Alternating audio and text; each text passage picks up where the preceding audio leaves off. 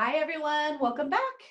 I'm going to be sharing, my name is Lupe Voss, and I will be sharing some ideas on block color. We have a fun fashion formulas that I'm going to be sharing. I have some Aveda Vibrants that I'll be using, and some tips, tricks, and some techniques of block color. So this is my lovely model today, and when we're finished, I'll send pictures to Adam, and I will also post on the feed later after we're finished with her. And I want to give a big thanks to Adam for having me do this. It's so much fun, especially block color, which is one of my favorites. So let's talk about block color. So block color is really interesting. There's back in the day, I've been doing hair for like 38 years now. And back in the day, block color was really popular. And one thing that we did is we would do like solid colors. And it was very dated and it was very solid. And what we're going to do is we're going to be doing block color, but I'm going to give it a little bit more dimension through our formulas. So let's talk about the sectioning so I can get to work. Block color is really interesting because we work in subsections. Bleach and tone is really big right now. It's in our culture in the salons. We're doing a lot of lived in color, balayage, hair painting, foliage, alliages. So block color, which I think is something that we can do, and it with natural tones, and it looked beautiful. Today we're going to be doing a fashion formula color just for the fun of it, and I haven't been able to do any color, so I'm itching to do this. But let's talk about what block color is. Subsectioning seems to be one of the biggest questions that I get about block color, and that's when it stops. And I will say, if you want your block color, a block color placement will be beautiful, but you need to finish it. After you're finished with a block color, it's all in the cut and all the finished pieces that make it beautiful and finished, and it gives it that finesse. So if you do cutting, I'll talk a little bit about, I'm not really, I'll send you to Adam for that. There are people out there that will show you some really beautiful technique on how to finish the block color. So as far as the color goes, it's better if you get the cut done first and color for the cut when it comes to block color. And I'll tell you why. Because you're putting shapes into something that already has a shape. So I cut this mannequin last night, so don't judge me. I'm really good at color. I'm okay at cutting. And the shape that I'm choosing, so I think about all the shapes that we have in the world. We have triangles, we have circles, we have squares. But also, one thing that I teach in Hair Color Magic is we do this block color class and we use the alphabet, because if you were an alien and came down and you saw this, you would think that's a shape, but we know that it's an H. I don't know if it's back, well, it doesn't matter if it's backward. So we know that it's an H. So the H is a shape. So what we're going to do, and I'm going to come over here, let's do this, is we could place the H on the head like so. And that would be our subsectioning. So meaning that this negative space is what I would put maybe a highlight, or I would put maybe hair painting. But today what we're going to be doing is we're going to put a pink in that. Or if I wanted to, I could even do it this way. And you can see how the hair would fall that way. Or you could do it this way, and you could have a different shape that way. So the H is then H, but how you place it on the hair really has to do with the haircut. You have to think about how the hair is going to fall. So today what I did, let's put that H away, is this is what our subsectioning is going to be. So what we have is here's a band, and here's my band across. I made this wide and I took it to the apex just because I know that this hair is going to shoot forward and it's going to fall, and this crown will go dark. So again, right here is going to be the highlight, here's going to be the highlight, the rest is going to be dark. So this is the way I did this parting for this haircut, because I know all of this hair is going to land here, and then it's that finesse piece of opening up and shattering those ends in this top section that's going to add to my blend out of block color. So think about shapes that you can use in your block color technique. I love working with the alphabet. We do this class and we have W's, we have Z's, we have an S, whatever your name starts with, try that. Grab a mannequin and try that. So on my H, let me turn her this way.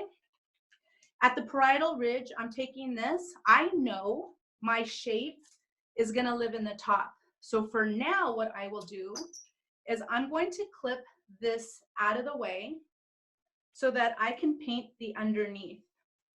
So I'm going to clip this up and out. So what I would suggest that you do, and I love to do photo shoots, and the one thing that I'll do is I'll practice on mannequins first, just so that I know how to approach my color. So I've got this hair that's all up on top is going to be what my design will have. So what I will do while we're talking is everything that's on the underneath here, I am going to paint with the teal color. And this is what we have. This is our color here. So we have, let's talk about the formula. What I'm using is Aveda Vibrance, which is our semi-permanent color. And it is a beautiful color. And this is one thing that I do like about our Vibrance. Again, with any semi-permanent, what you see is what you get. So this is the formula. I used 80 grams of clear. And I love it because you can customize it. I used 80 grams of clear. Let's see, what else did I do? I did 30 grams of Lagoon, which is a teal formula. And then I did 10 grams of Emerald, which is green. So the teal that I have has a little bit of green in it. I wanted to add a little bit more to it. It was a really pretty Lagoon, like a teal color, but I needed a little bit more green. So I'm going to apply this here. This is our base color. So one thing about color choice, the thing about color choice is you can grab a monochromatic palette for your fashions, or even for, think about your guests at the salons. A monochromatic palette is the same color, meaning tone, I should say, meaning golds. Like you can have a level 1 gold, or you could have a level 10 gold. You could have an intense Lagoon teal, or you can dilute it. What I did is I diluted it because I wanted it to be a little bit softer than punchy. I don't know why right now I'm into the soft tones. So that's a monochromatic. You could take this color, not dilute it, and it be super, super, super saturated, or you can start diluting it and it becomes softer. So that's a monochromatic palette. We're not going to do that today. Today, what we're going to be, let's talk about the other options. Then you have an analogous palette. An analogous palette is, if you look at the color wheel, there are 3 colors that live next to each other on the color wheel. And the one thing about the analogous palette, as colorists, and I'll challenge you colorists that are watching, an analogous palette is probably the prettiest to us when we're looking at pictures in magazines for redheads. For example, you'd have a violet next to a violet red next to a red, or you could have a violet next to a red next to an orange, or you could have red, violet, red, and then violet, red. So the analogous colors that live right next to each other are really pretty soft transition in tone. So we're going to do a little bit of that later in a minute. And then what we have last is a triadic palette that I would like to really talk about. So the triadic palettes are 3 colors. If you think of the color wheel and you think blue, red, and yellow, they live equally away from each other on the color wheel. So if you took that and you shifted it, it would be our secondary colors. So, and you shifted it again, it could be a tertiary color. So the triadic palette, these all give you balance. The reason why I'm talking about these, for block color, these tones that you choose give you balance in your final picture. So if you look at some images and you think, oh, why do I like that picture? Really, really look at the color choices. It could be the placement, but I'll guarantee it's most likely the color choices. So I put that at the root. Let me comb this through. So again, I'm going to introduce myself again, just in case someone just popped on. My name is Lupe Voss. I am the founder of Hair Color Magic, which is an hair color education company. It's a lot of fun. Have a lot of trainers out there all over the United States and Canada, and one in the Netherlands actually. And we go around and we teach these really fun color classes. Today we're doing block color, and the shape that we chose today is an H. I am gonna, right now I'm just doing the regular old painting. This is like watching paint dry, me putting this root and mids and ends on. The product I'm using is Aveda Vibrance.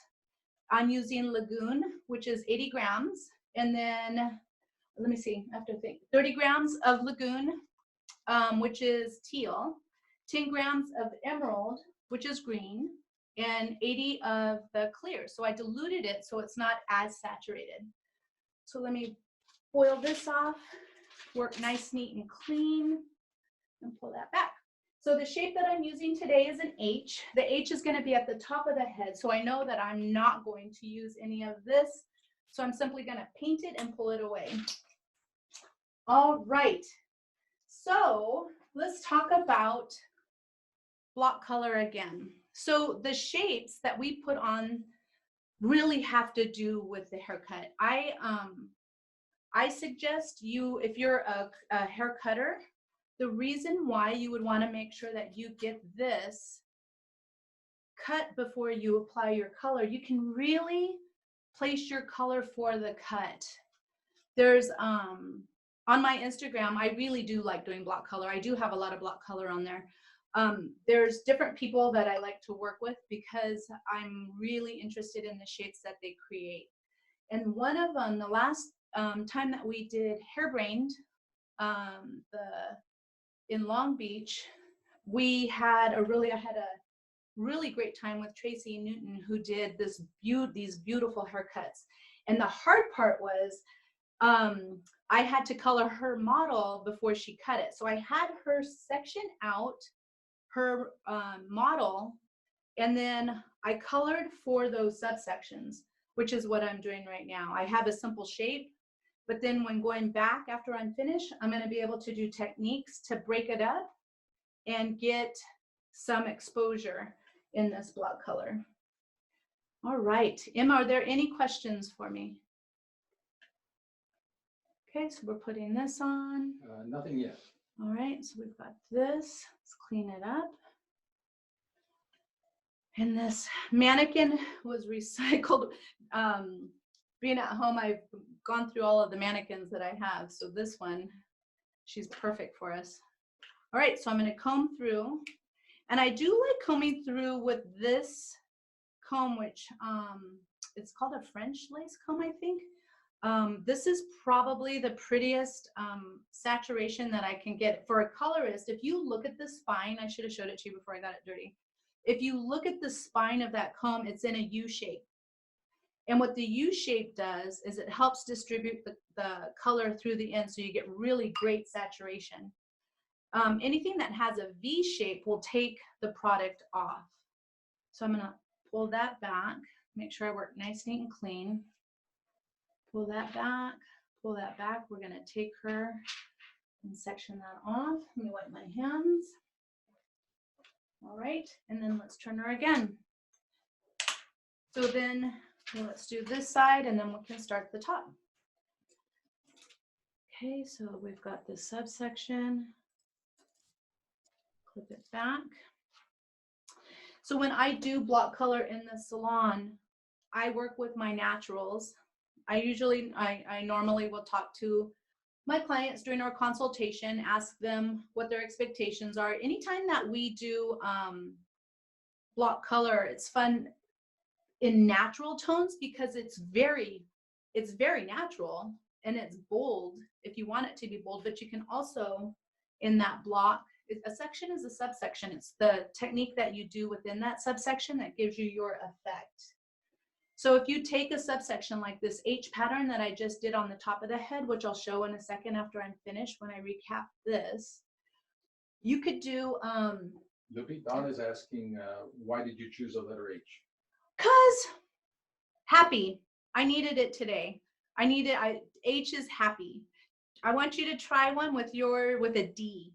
D is really pretty because in the classes we'll have everybody choose their own letter, And then do, you can put it anywhere you want on the head, but I do like H. H today for me is happy. I feel happy. So that was my letter of today.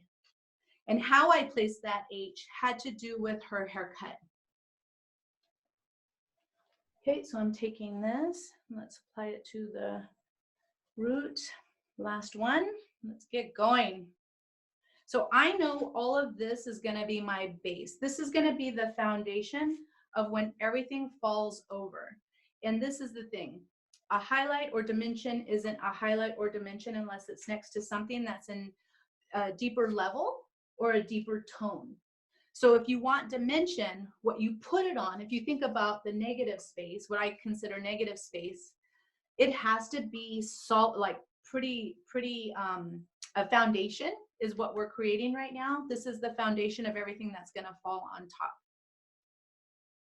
So here we go. This is our base formula. Comb through to make sure. Oh, she's falling asleep. Okay, stop. Let's put this, lock her up, and then we'll comb her back, and then we'll start on the top. We'll get on to our second piece. So I know through my approach that I needed to get this piece done first. This is our base. So let's do this up and over, and then we'll foil her off. All right, so let's foil her up. Let me paint some more. I always think this is a rule that I have. Once you think you have enough, put more on. It doesn't hurt. Hair is porous, and it's gonna soak it up, and it'll keep soaking it up if there's something to soak up. So to me, the more you put on, the better. What shapes do you guys want to try? That's what I want to know. Okay, so before I do that, this is what I want to do. I want to cover her sides. So let's give her a little helmet. Let's do this, fold this, and that way I can feel free to work. Here, let's do the other side. Create a little foil helmet. And then here we go. That's done, and this is done.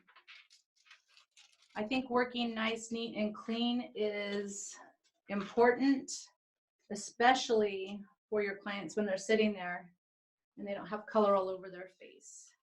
All right, let's take her now. Turn her. Now let's address the top.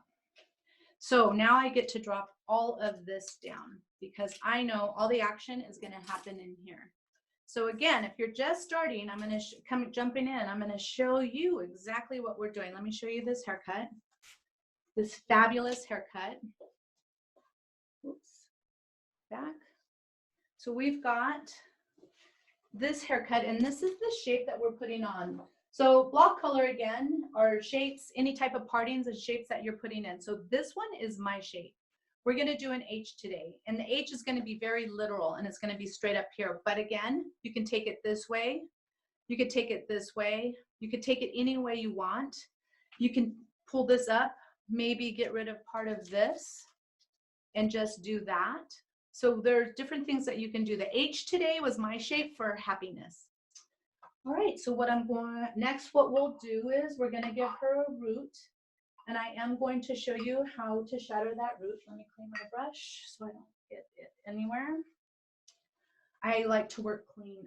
I have a habit of always wiping. All right. So now I will put her root on. So you don't necessarily have to have a root. I want a root just to tie in the bottom part of her hair, which is, it's literal. So here we go. I could flip it around and do maybe a different color at her root, something real Billie Eilish, or keep with what I got. I want to do this. Okay, so we're putting the root on. The one thing that I teach when we're doing a root application is tension. I have a lot of tension. And the reason why, as you paint here, and then you pull it up here, it actually helps you with your saturation. Anything that is something firm to paint on is better than flimsy. you're in more control. So I do have some tension on this, and you can see how it's pulling the mannequin a little bit away from me. That's the tension that you would need.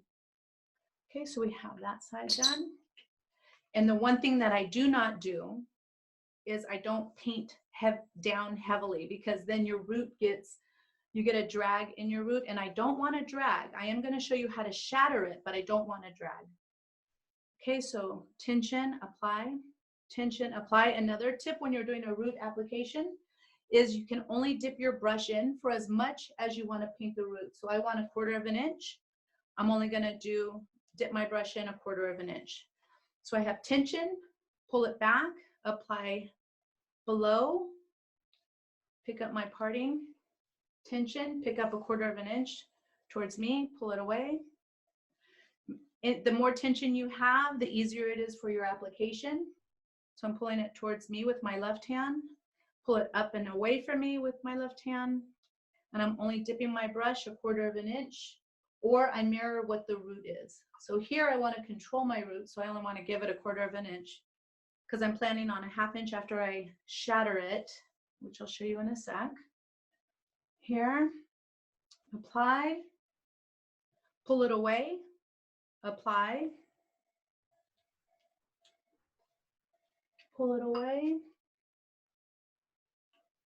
And if you have any questions about block color, just ask me and we can talk about it. Okay, so then again, I'm pulling away.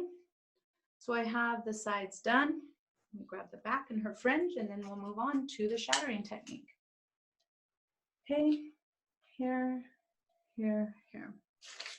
Normally for the lives, I'll have all of this painted already and then focus on the technique, but I don't think we ever get to see anybody do a root application. Okay, so pull away. If you see my fingers on my left, I'm pulling away. Paint it down, get the root, only dip your brush in for as much as you want the root to be. You want to give it 1/4 of an inch to 1/2 inch. Pull away pull away. There's a lot of tension. Making sure it's saturated. Again, pull towards me, pull it away. So once I get this root done, then we're going to take our H pattern out, and we'll talk a little bit about melting. Okay, so let's get this. Pull towards me with my left hand, pull away, and you can see my partings are thin. And if you fling color while you're working, that means you have too much product on your brush. Here and here. Okay, pull towards me, pull it away. Let's pick this up. All right, and we have the crown done. So my mannequin, what I did with her to prepare her is I bleached her out last night with 10 volume and just let her sit during dinner. Okay, so up, and then if you see any little tiny pieces that need it, then do it. And then to the front. Okay, now one thing that I want you to pay attention to let me turn her chin down just a tiny bit for the camera. When I comb this is what I want you to see. You can see every single parting that I did in her hair. Can you see that? Color needs oxygen to process. So I don't press down. Using tension when you're painting will give that to you. So if you pull up, away, pull down, away, and lift it up in a nice way, and then when you're finished, all you need to do is comb this, yank on it a little bit, and then let it drop. And you can see how the hair is opened up. What this will do is allow oxygen to go inside. This is a semi-permanent, so it's not that important, but I still do the same techniques because I like to practice on my technique on my root application. Okay. And another thing I don't do, if you notice, is I don't really put my brush back in the bowl. The middlings and ends brush is in the bowl, but not my root brush, because I want to keep it clean. I want to keep this clean, and I'll keep wiping so that I don't get any color where I don't want it. and I just have a towel laid by my bowl. All right, so let's pick this up. Now we're gonna do across the front. Okay, so let's do the same thing. Pick up, pull away, drop it, pull away, drop it. Okay, so if anyone's jumping in right now, we're doing a block color application. Right now I'm doing a root touch-up with Aveda Vibrance. Right here we have 80 grams of clear. Let me make sure I'm doing this right. 80 grams of clear, 30 grams of lagoon, which is a teal, 10 grams of emerald, which is a green, just to give it a little bit of umph. I do like whenever you go get a fashion color, that's great. My favorite thing to do is make a fashion color that isn't like what someone else has. So if you squeeze it from the tube, that's great. You can get that effect. But if you want to do something that someone hasn't, what makes me stop is when I'm on Hairbrained and I'm looking at pictures that they post. And if it's a fashion color that I haven't seen, or I'll see a little hint of something in there, I'll stop and I'll just stare at it because I think it's beautiful. So this is a lagoon with a little bit of green in there. And then what we're going to do is we're going to actually, for dimension, slice through some pieces of green. And then we're going to slice through some pieces of orange. And then our highlight will be a corally pink. Okay, so now I'm going to turn her towards me. We are almost done with this root application. I'm going to shatter, and then we're going to move on to painting on our other three colors. Okay, so here we go. Here we go. And I will use foil only in the dimension pieces, and then I'll just lay everything back over it. If they touch and they melt, it's okay, because it's more like if I always think of it as a water color, not so worried about keeping them separated. And the one thing that I do like about this product is that it doesn't transfer unless you comb it through, or you really push on it to transfer it, to melt it. Okay, so this is our last piece here. And then what we're going to do real quick is I'm going to shatter the root. And what the shattering of the root is kind of causes, it blurs the line, because I put a really clear, even 1/4 of an inch, almost a 1/2 inch root on this. And what I want to do, because when I put the dimension color on, I don't want it to be a solid line and then a solid pink. I want it to have a little bit of a variation. So when the hair moves, this is a really fun way of taking a line and blurring it out. So with my guests, when they come in, I'll do this when I do a root application. So let's split her straight down the center. And if you notice, whenever I take partings after I do a root application, I'll only place my pintail comb right above that root, so I'm not dragging the color through if I don't want it. Okay, here we go. I'm going to start in the front fringe. I'm going to split this in half. I'm going to have 2 combs. My first comb is to ensure that there's no knots. My second comb is I'm going to take some product and pull it through. And what this will do is it's going to shatter that line that we just created. So my first comb, put it into the hair right above your color application. My second comb, I'm going to comb it through. My next comb ensures that there are no knots in the hair, so that you can comb completely through. The second comb, I'll put it in and pull it all the way through. What this does is it keeps that line from being so solid. Okay, so we're going to put our pintail right through above the root application, comb through. Now, if you've ever combed through color before and it ends up getting spots, it's because you stopped halfway through, or you stopped while you were combing it through. So if you want to try this again, make sure you do this. Have one comb above the color, make sure there are no knots. Take your, what I call a dirty comb, grab some of the root color and pull it all the way through. Okay, so here we go. Let's do it again, all the way through. Next, so that is all done. So we are now going to stand behind our model. Chin up. Let's roll her down a little bit. I'm going to work in this mohawk section at the top, and I'll do the same thing. Pintail above the color so you don't drag it intentionally, unintentionally. You want to be intentional about it. So all of this I don't need to worry about because it's going to sit underneath. Okay, here we go. This is the mohawk section. Let me turn her so you all can see. This is the mohawk section that I'm going to be working in. I'm going to do the same technique. Let me turn her. All right. My first comb, make sure you have your clean comb. Do you see me look at it? Okay. I'm going to go right above my root application. Drop this forward lightly. And they're not even pretty partings. These are pretty organic. And if you do this and you see little teeny tiny pieces that need reapplying, reapply. All right. I have my dirty comb and my clean comb. My clean comb, I'm going to put right above the color, comb through to make sure there are no knots. Put my pintail in and pull it all the way through. Pick up my hair, comb it, take a parting right above the color at the root. Make sure this is your clean comb.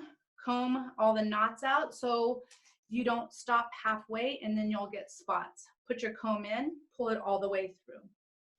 Take your next parting right above where the root formula is. Comb through to make sure there are no knots because you don't want to stop. If you stop halfway through, you'll get a line. Maybe I'll show you down there. It just it makes me stress out a little bit. Look at, I'm sweating even thinking about it. Okay, put my comb in where the hair color is, pull it all the way through. I see a little spot that needs to get touched up. Let's touch that up a little. All right. Pick up your clean comb. Comb this hair, make sure there are no knots. Apply your comb inside and pull it all the way through. So let me show you what this will look like. Let me get my clean comb so I don't mess up.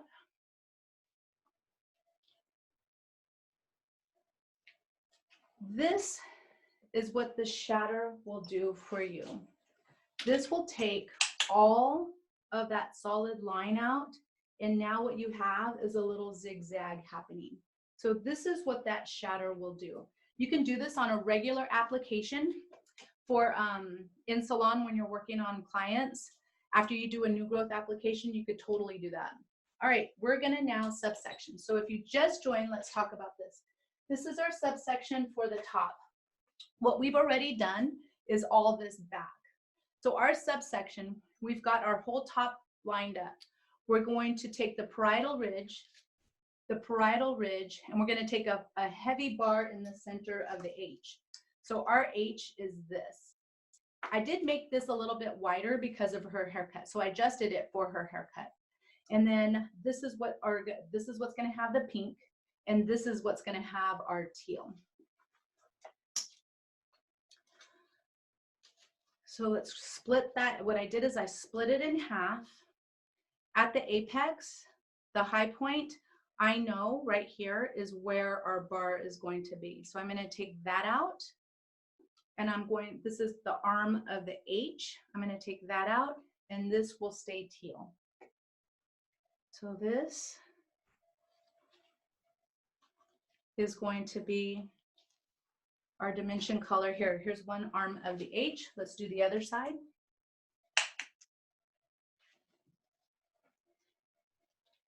So we've got our apex. Let's take this.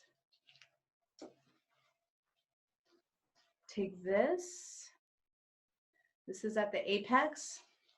And I will take the arm of the H on this side. So what we will do is color the arm of the H first, and then address that back piece. Okay, so here is the arm of the H for this side. I'm going to keep her fringe out. This is one part of the H, and this is the back. So this is what I consider negative space. All of this here is going to stay this teal tone, but what I want to do is I'm going to go in vertically this way. I'm going to slice through, and the color that I'm going to add for dimension is green, just straight up green. So this one is emerald. This one is straight up green. So this will give it a little bit of dimension. So to work, you could do slices, you could do weaves. I prefer working slices, and the reason why is with dimension color, with fashion color, it's easier to get lost when you start doing these type of dimensions. So the technique that I'm going to do, and you can see how green this is, the technique that I'm going to do is I'll apply this first, roll it back and forth, make sure it's really nice and saturated. So I've got that teal color at a root. What I'll do is I'll bring this right to it, and then I roll it side to side. Roll it side to side. This melting technique, when you're doing this, because green is such an overwhelming color, and I'm not pulling it up, I'm actually pulling the blue down into the green. It's a prettier transition if you take the lighter one down versus the darker one up. So the one that is more dominant, keep that lower and pull the light one down. And that way you get a really pretty soft blend. And I'll grab a little bit of this and actually dilute some of that green. That way it doesn't take over, and you won't, this is giving it a really nice shiny line. Okay, I'll sandwich. And I'm only gonna put maybe 2 in there, 3. Let's do 3 because I like odd numbers. Odd numbers gives it balance. Okay, so that's 1. And if you want to lock these foils in, what you do is once you put your foil, if you put your pintail comb in and just roll that edge, that will lock that foil in there so it won't slide. Okay, so then let's take right above the color application. You never want to drag your pintail at the root once you've done your color application because it removes that color. Okay, so now let's do our second one. Em, do we have questions? Let's see. Okay, we've got our green. Yes, Trey was asking, do you do this technique for all your shadow roots? I do. I actually do. I'm gonna grab a little bit more green. I do that for all the shadow roots. This is the emerald that I'm using with the Aveda Vibrance. I really like the packaging. I'm not a pink person, but I have to say I really do like this. I do anything that this is a shattered root, which I will shatter my shadow root. So yes, I do this quite often. And I do it for, think about when your reds come in, how they look, or let me rephrase that. Think about when your guests come in, your clients come in, and you put a root formula on, they're deciding not to get a mid-lengths and ends formula. And then when they leave, they look like they have a root. What this technique will do will prevent that from happening. So if you shatter that top mohawk section, or even in the fringe area, it'll look so pretty. It really takes that line, it blurs out that line. Okay, so let's fold the foil. I've got this side, and I'll roll this up just to lock that foil in. That's a little safety notch here. Oops. And then bring this one, let me fix that foil. And then bring that one up. And then we'll do our last one. And Haley is asking, what is the ends formula again? So the ends is, right now, the green formula is straight up emerald. We're doing straight up emerald. The teal color is, we've got 80 grams of clear, 30 grams of lagoon, which is a teal, and 10 grams of emerald. So emerald is in that root formula, but you can see how this is emerald, which is in that root formula, and you can see how it's diluted by that clear. Look at how intense this green is. And these are the pieces. So let me tell you, back in the 80s and 90s when we did block color, we would just do a block of green or a block of red. We wouldn't put any dimension. We wouldn't put anything in there to make it look interesting. This is the little tiny pieces. This is the nuance piece that will give it some interest. Okay, so this is our last of the green. And then let's fold that one up. Fold that one up. She's a little high. Safety notch this so it doesn't slide when I put her mids and ends on. And then pull this on. Here. All right, so we know now this is going to be part of the negative space, that everything that's here. So I'm going to put the teal formula, the root formula on here, and then I'll drop it down just to get it out of the way. Okay, so let's move this green, bring it back. So let's pull this through, comb it. I do like combing my semi-permanent colors only just to make sure there's saturation. I'll comb before and I'll comb after just to get really great saturation. Roll it back and forth.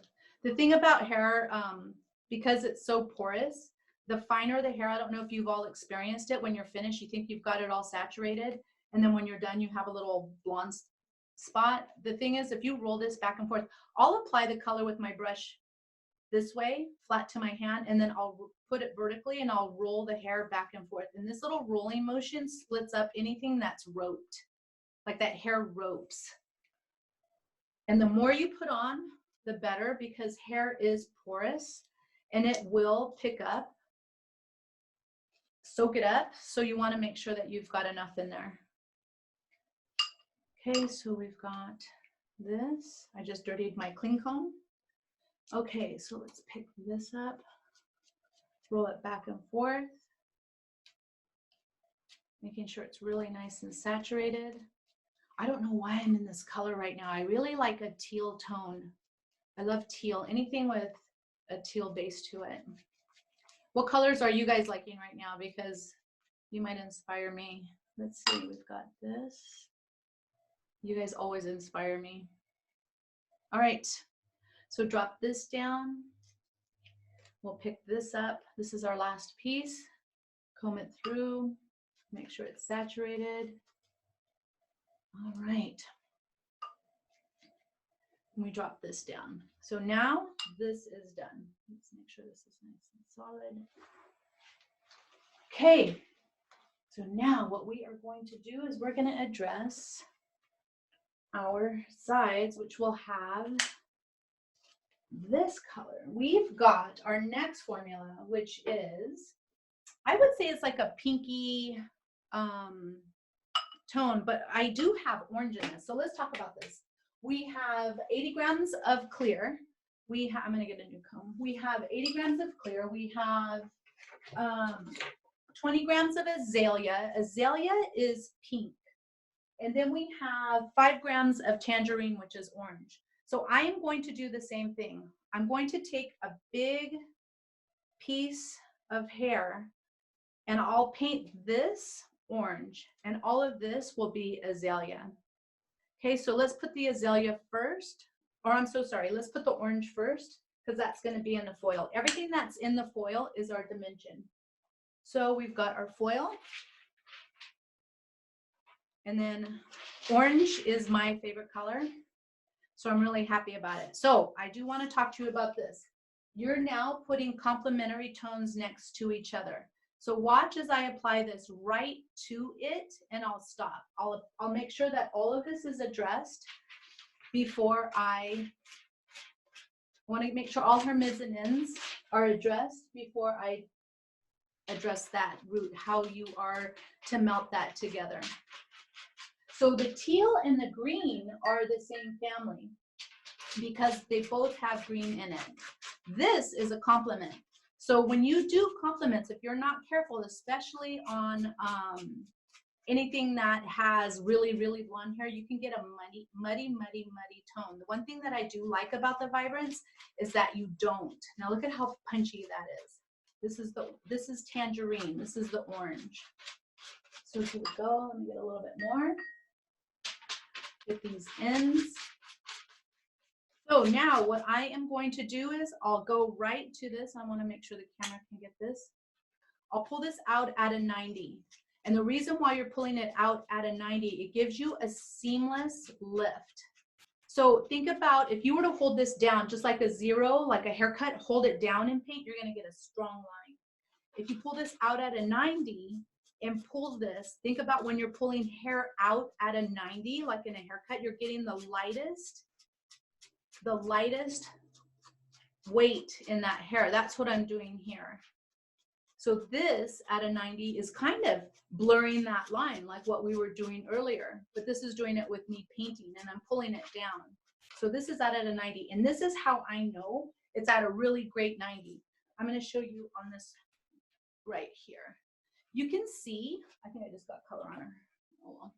You can see how this is lifted up and out. That means that I had this really at a 90, pulling it out from where it grows when I painted that. And what that will do, again, team, this is going to shatter that line. And there is one thing that you can do. If you want to make sure that you've got it really nice and blurred, at a 90, just kind of slide that blue into it, but just right to it. Don't go into it and don't melt it, because you'll get an off tone when you have complements. So let's do that. And because I blurred it beforehand, this will give it even a nicer blur. Okay, so let's foil this. Foil this. Oop. I'm gonna lock this side, put my pintail teeth in and roll that edge up so I can move it out of the way and it won't move. Here we go. This is going to be the pink. So I'll grab my pink and I'll pull this on, and I will do the same. Let me turn her head a bit to the camera. All right. Okay, Emma, are there any other questions? So we've got this. Roll it back and forth. Apply with your brush flat to the hand and then roll it back and forth. In my hand, you can tell that I'm just kind of massaging it back and forth. Here we go. All right, and we'll do the same. I'm gonna pull this up at a 90. Oh, I got it on me. And then I'm just freehanding that paint, massage it in. You always want to do the lighter into the darker because it won't take over. If the darker gets pulled up into the lighter, it will take over. Okay, and then just massage that with your finger. Pull that up, pull that up.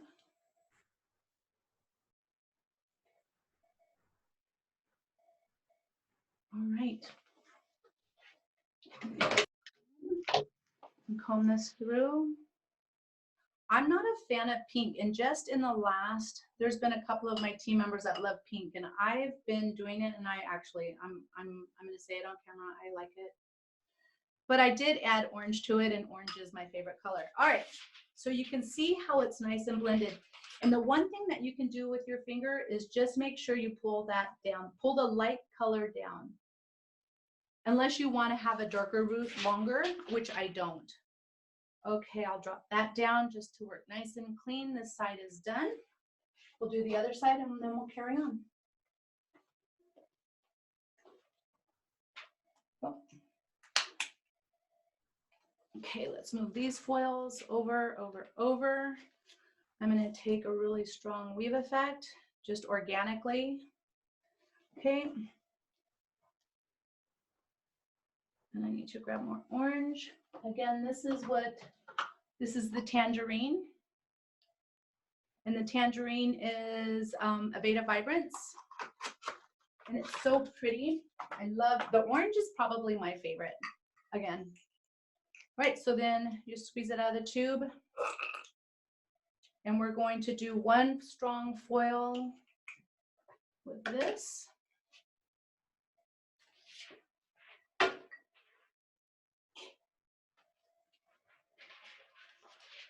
Okay, here we go. Oops, let me pull this back. Right to the teal, again, you're going to take it right to the teal.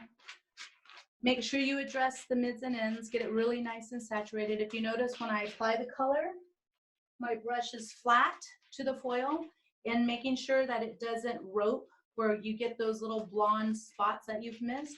If you put your brush vertically and roll it back and forth. All right. Okay, I'm gonna pull this up at a 90 so that I can make sure that I get it like a seamless finish. This is another way of creating a blurred line because we're pulling it out at a 90. If you cut it at a 90 and you pull it straight out, you get the softest, less weight. So it's the same thing with color. If you pull this out at a 90 and address those mids and ends, it'll give you a seamless, no lines. If you paint this down, you'll get a line. I see a lot of foil work happening and the colorists are holding the foils down. They're holding them flat down painting. And then as they go back and they do a shadow root, they do a shadow root to break up those lines. Well, if you don't create the lines, it will save time. Here we go here. Fold this. Let's lock the foil on this side. Put your hand underneath, put your pintail, your teeth in, roll up that side and it'll keep it from sliding out. Okay, now we're gonna put the pink on this. Let's do it. And then we have our last piece through the front. So block color, if you address it as you're working, really understanding what needs to be painted first, your approach is really, first of all, taking your sectioning, finding what shape you wanna do. Your number one, get your haircut shape done. If you color a haircut, it'll always look really, really good. We, some of the people that I work with, we always have these discussions about, do you color the cut or do you cut the color? You know, it could do both. Gerard Scarpese and I have a class where I would section out a mannequin and I'd hand it to him and he would cut. Okay, so now I'm just gonna push this down into that teal. And again, it's being pulled out at a 90 so that this is one of the ways to create a really nice shatter. Is pull it out at a 90, and this is a really nice way of blending. You can use your fingers.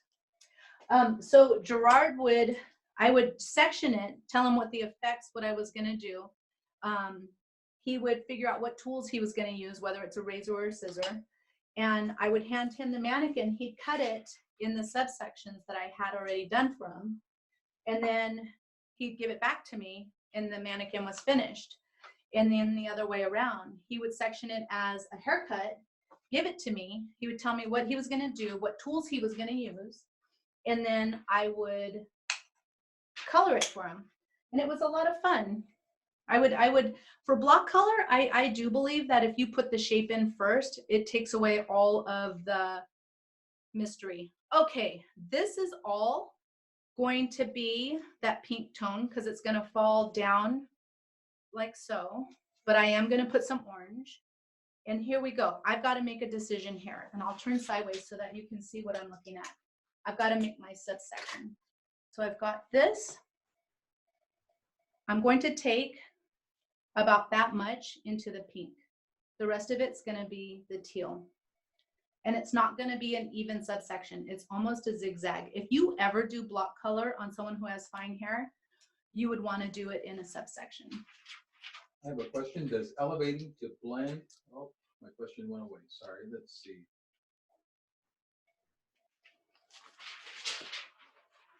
Does taking the step to shadow the root become obsolete when you're blending another color on the mids and ends? No, I think it adds to it. If you, because what's happened is the shatter is gonna drag it up a tad bit more.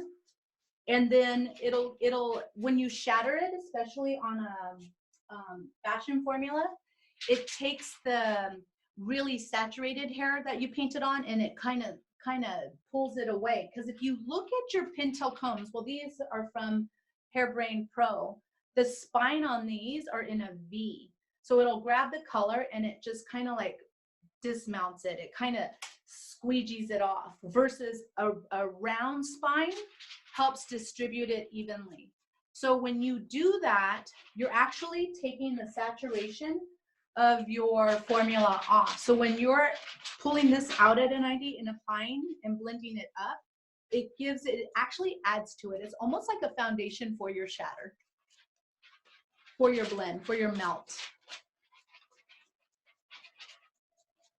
So I do believe that they work hand in hand. I think the first step gives it a foundation and the second step for the second step. Okay, so this is her fringe. We're gonna foil that up.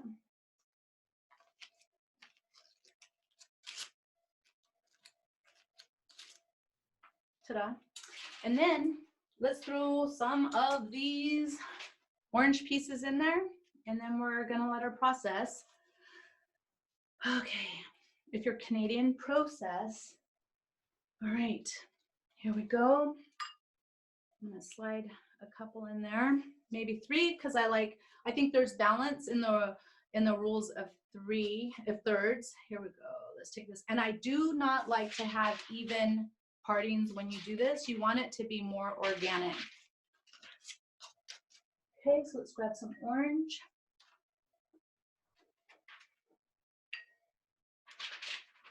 How are we doing on questions, Em, anymore? Let's see, nothing that I see right now. Okay, so roll it back and forth. Roll it back and forth. And again, what I'm going to do today, I'll let her process, and then I will rinse her, blow her dry, and get her prepped for you. And I'll put this picture on the feed, and I'll also send it to Adam, and then Adam can post again. Okay, so let's do this. Oh, let me blend this out, because I didn't, and I could see a line happening. You can use your finger.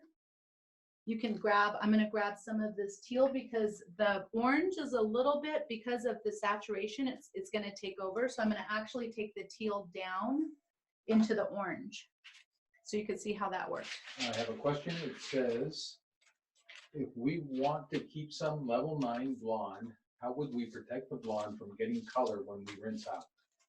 I would foil anything that is blonde first, and I would foil it with conditioner or a clear base, or even something that's toning it. Lock either side of these foils so that when you're rinsing this, I would rinse this completely and then take the foils down. That's the best way to preserve. If you want some of this to tone the ends, I would take the foils down and then rinse and kind of, I would massage it first and then take the, and then shampoo it out or rinse it out.